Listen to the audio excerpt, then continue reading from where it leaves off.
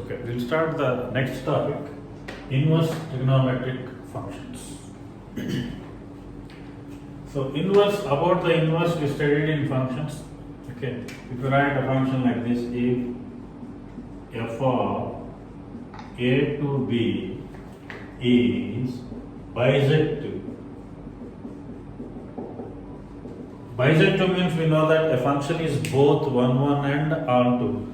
If f of a to b is bisective and it is defined like this type of suppose f of x is equals to y, then we know that x can be written as f inverse of y. So this is the definition of the inverse of a function. So one thing is very clear that f of a to b should be bisective. So this we have done while solving functions problems also. If the function is bisective and f of x equals to y, then only inverse exists, and that can be written as x is equals to f inverse of y. Now, so about the inverse we studied, and next trigonometric functions. Now clearly see, we know, we are very well aware of the fact that trigonometric functions are not bisective functions. Trigonometric functions are periodic functions. Periodic functions means in a certain amount of time the values of trigonometric functions repeats. So that means when the inputs are different also the values will repeat. We will check all those things. See, for example, if you are dealing with sin x, first I am taking y is equals to sin x. So we will recall the domain and range of the sin x.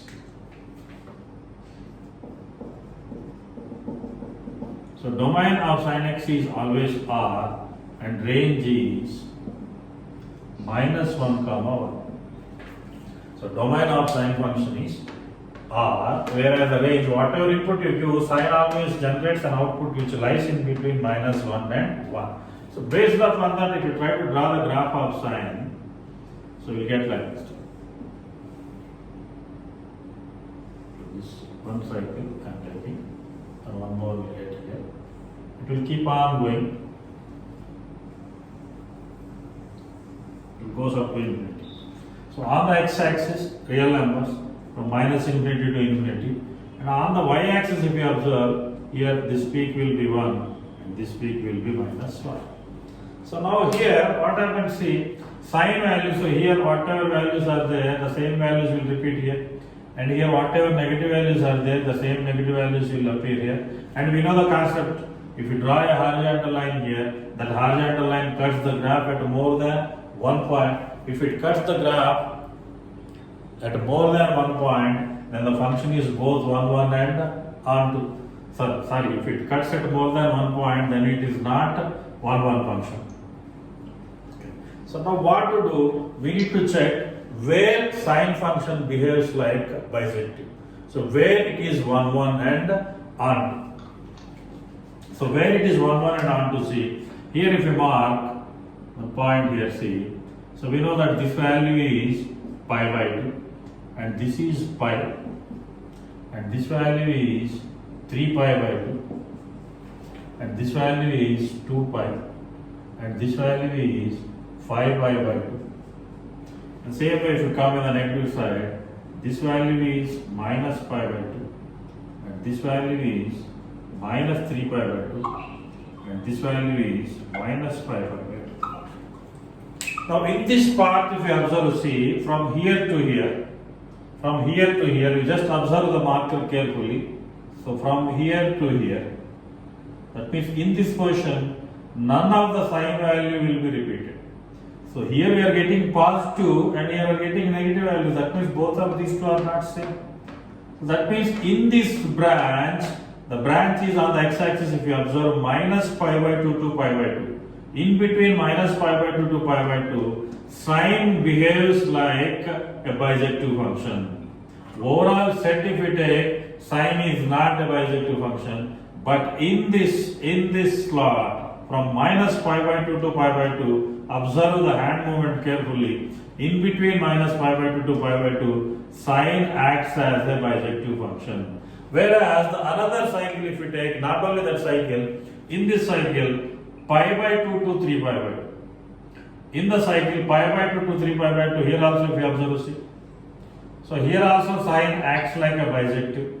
Next, in this cycle, 3 pi by 2 to 5 by 2, here also sine acts like a bijective. That means there exist so many branches where sine behaves like a bijective. In this, the branch minus pi by 2 to pi by 2 is known as the principal branch for the sine to behave like 1, 1 and onto. So all these branches are eligible only. Anywhere if you cut the piece, so if you cut the piece, whatever piece you are getting, that piece is absolutely bijective. So if you take any one particular branch that is minus pi by 2 to pi by 2 or pi by 2 to 3 pi by 2 or 3 pi by 2 to 5 pi by 2, sine acts like a bijective function. Now I am taking a piece from minus pi by 2 to pi by 2. Here I am drawing, see, that particular branch. This one.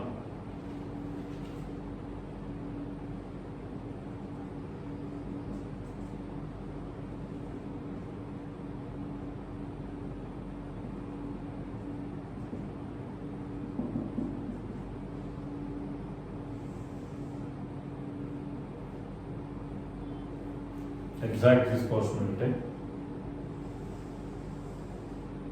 like this. Okay.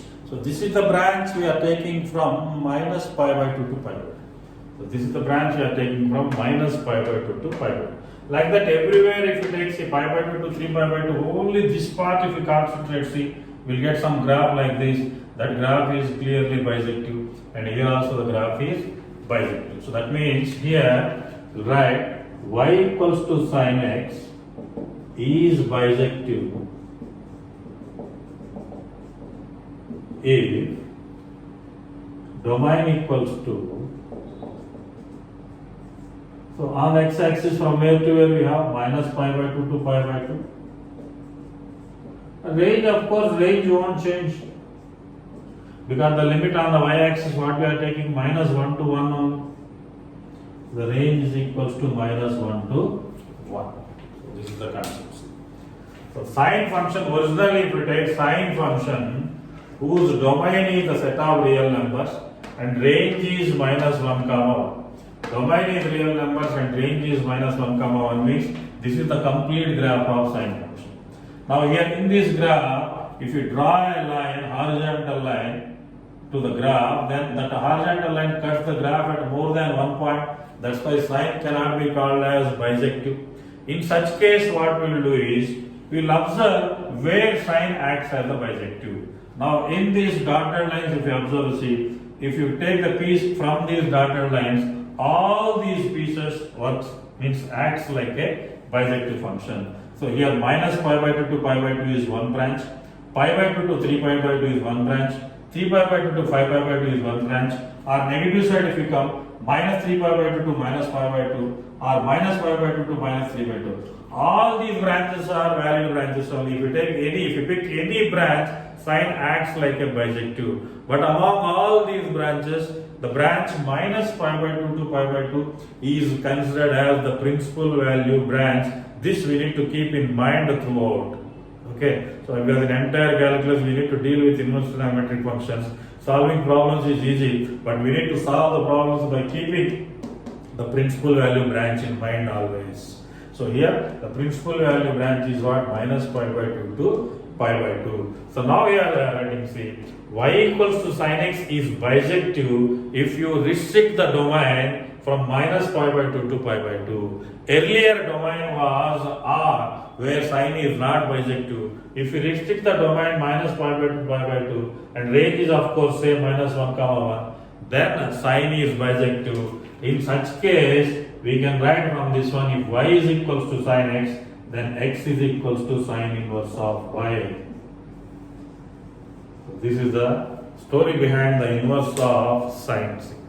So generally sine functions are not 1, 1 and onto. So we are forcing sine as 1, 1 and onto. For that what we are taking from the entire graph, we are taking a piece. That piece is from minus pi by 2 to pi by 2.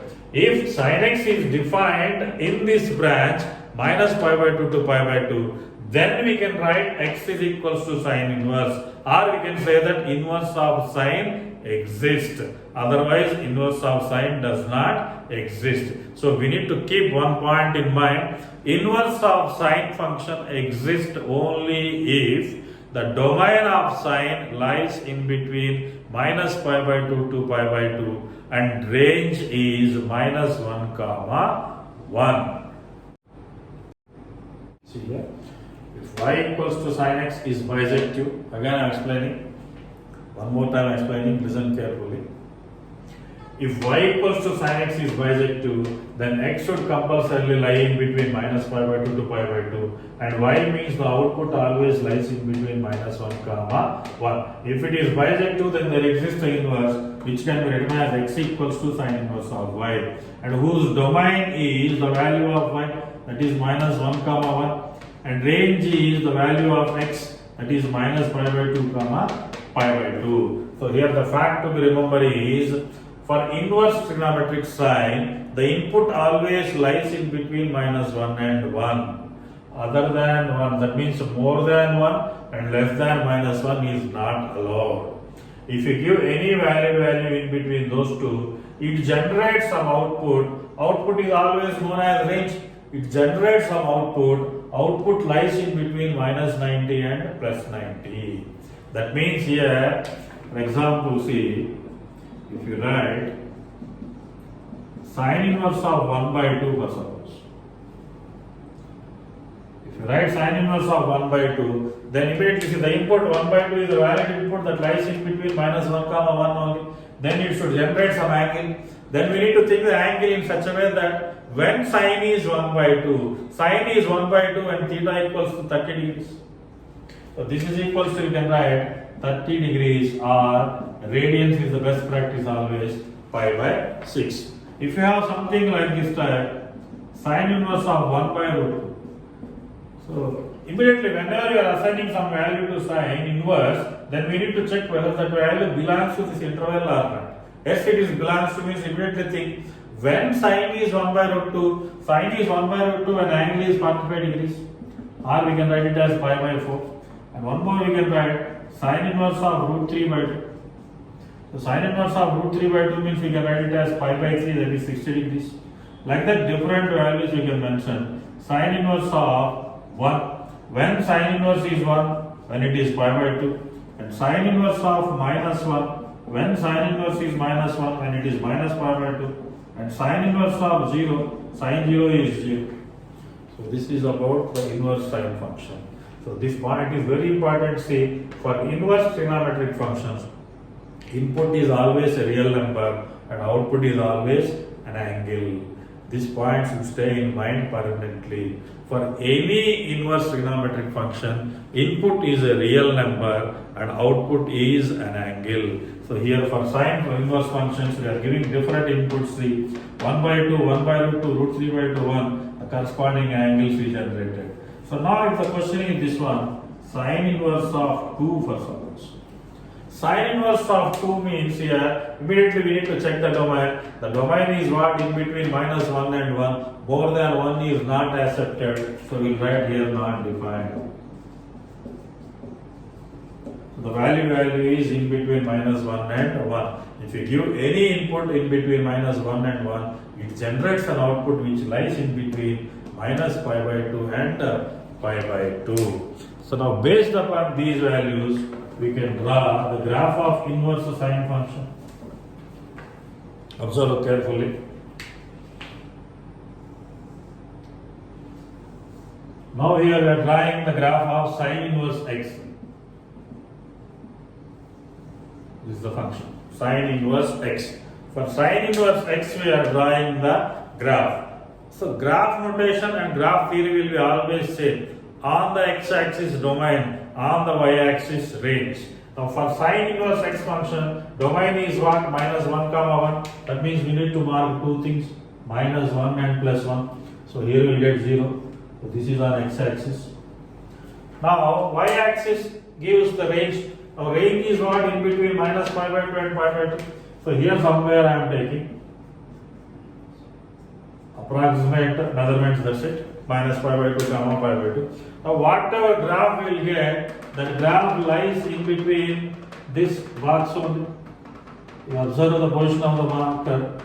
So here we will get a box, in this box only we will get the graph. So now here clearly we can notice sin inverse of 1. Sin inverse of 1 means what? Pi by 2. If you take 1 here exactly we will get pi by 2 here. That means here I will keep it dotted. That means here we will get a point. Okay. And next here what happens, see, next sin inverse of 1 by 2 if we take means we will get 30 degrees. Sin inverse of root 3 by 2 that means we will get 60 degrees. Then if you observe this one carefully, then we will get some graph like this type.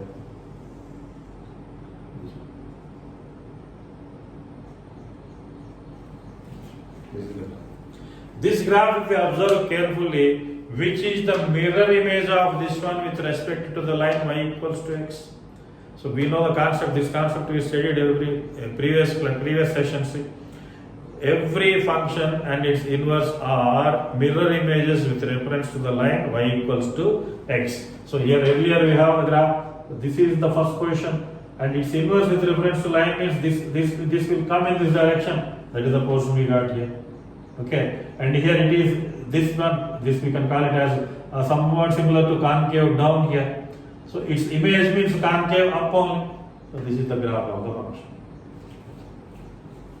Graphs are very useful while solving objective questions. For your board exam point of view, they won't ask the graph, but for our understanding purpose, we should know actually. Okay, so here what we studied here, see. So again I will repeat the entire thing what we studied today. So today we studied about the inverse sine function, and before that we know that inverse of a function exists only if the function is bijective, and we know that all the trigonometric functions are not bijective.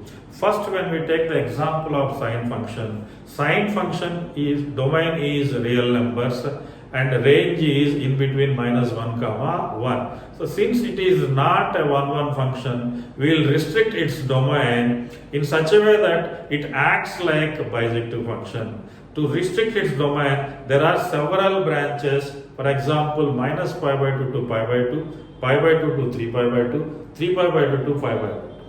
In all these branches, sine behaves like a bijective function. Among all these branches, the branch minus pi by 2 to pi by 2, the branch minus pi by 2 to pi by 2 is called principal branch. Okay, so in that principal branch, sine behaves like a bijective function. Here I am writing that, see, if y equals to sine x is bijective, then domain of the sine is minus pi by 2 to pi by 2 and range is minus 1 comma 1. In this notation, always whatever value is associated with the function, that is the domain, and the overall value is the range. So association is x and overall value is y. That's why domain in this case I am mentioning it as x and range I am mentioning it as y. If this occurs, then we can write x as sine inverse y. And we know that for a function and its inverse, domain and range will interchange. Here also same thing happening.